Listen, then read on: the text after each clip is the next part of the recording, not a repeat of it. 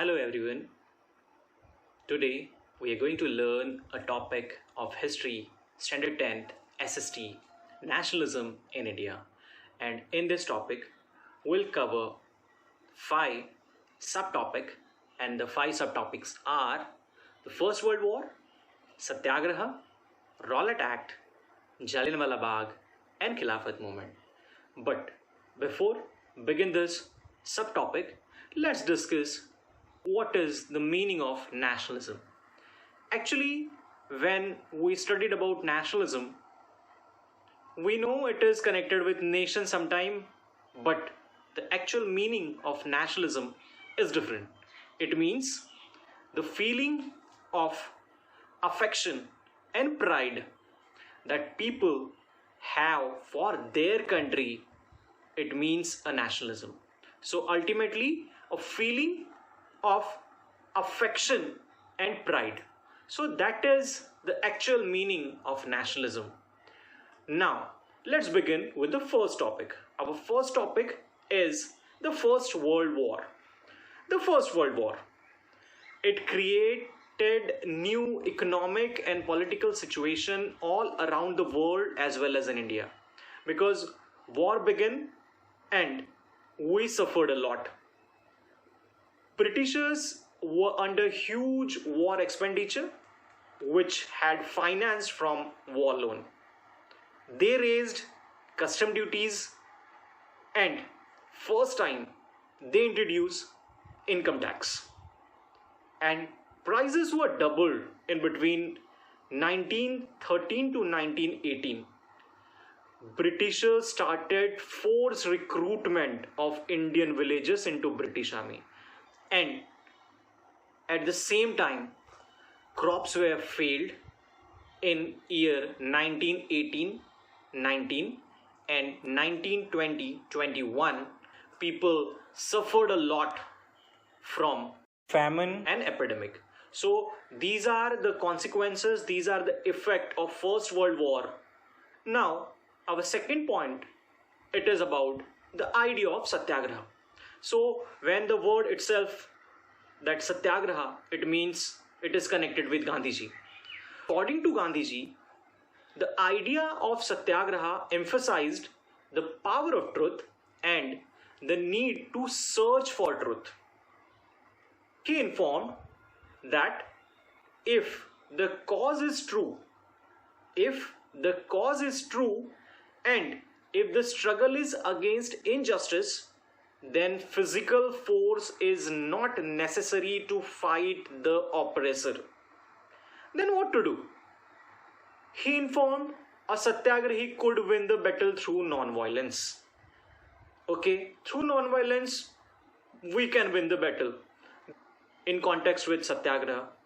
But after that, he informed in satyagraha the conscience of oppressed person appeal to the conscience of oppressor to see the truth rather than forcing him to accept the truth.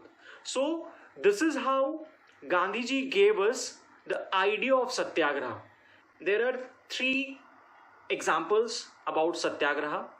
First one, it is in 1916 Champaran, it is in Bihar, with peasants who struggle against the oppressive plantation worker. Second, successfully organized Satyagraha in 1917, Kheda, it is in Gujarat, with peasant and it is about to not pay revenue. In 1918 in Ahmedabad, to support cotton mill worker. So it is about the three different successfully organized Satyagraha of Gandhiji. After Satyagraha, let's discuss about the Rowlett Act. The Rowlett Act. The act was hurriedly passed by British government in respect to Gandhiji's idea of Satyagraha. It was hurriedly passed by Britishers that time. But what is the major objective of this Rowlett Act? The major objective of the Rowlett Act are, it gave British government the power to repress all political activities, and it also gave British government the power to detain a political prisoner for 2 years without trial. So overall, these are the important points related with Rowlett Act, and once again government started to repress all the political activities of India. Then we'll shift towards infamous Jallianwala Bagh incident. Why infamous? Let's look. On 13th April 1909, infamous Jallianwala Bagh incident took place. It was the Bagh which is outside of Amritsar. People of Punjab gathered there to celebrate the Baisakhi fair. But some people were there to protest against martial law. This martial law, which was imposed by General Dyer. Most of the villagers are unaware about the martial law that had been imposed, and after few hours, General Dyer entered the Bagh. He blocked all the exit and gave order to open fire on the crowd. Hundreds of people were killed and thousands were injured. And the most important part was given by General Dyer, and that was, he gave a remark that it was all to produce terror and fear among the Indians. Means he wished to create a terror amongst the Indians. After this, we'll discuss about Khilafat movement. It is connected with actually Turkey, because in the First World War, Turkey was under the Ottoman Empire and the ruler of Turkey was called Khalifa. He was treated as the spiritual leader of Muslims all around the world. But Britain defeated Turkey in First World War, and at the same time, what they did, they dethroned the existing Khalifa and appointed a new Khalifa in his place. And it caused the widespread anger among the Muslim all around the world.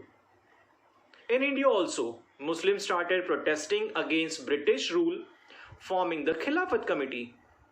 And this was the committee which was under the leadership of Muhammad Ali and Shaukat Ali. Gandhiji saw this as a golden opportunity to bring all Muslim under one umbrella. And that was for what? Struggle against British.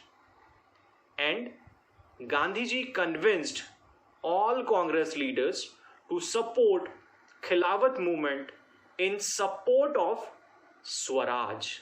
So these are 5 main topics which we covered in this video. Thank you everyone.